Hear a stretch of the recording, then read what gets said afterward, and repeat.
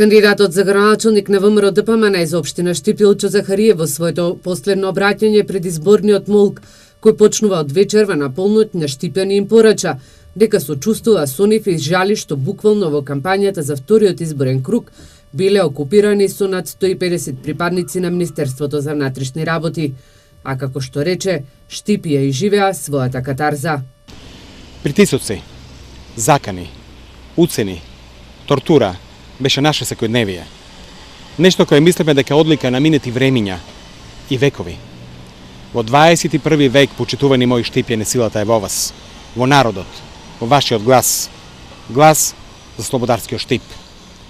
Штип имал автономија и во Турско. Се уште одекнуваат песните на славните војводи од Ново село.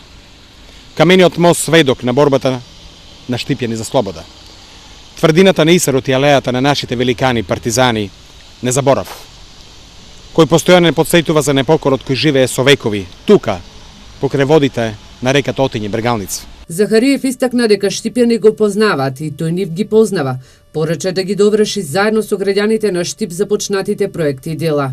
А во недела на 29 октомври, како што рече, за непокорен и слободен Штип, заокружете го бројот 13.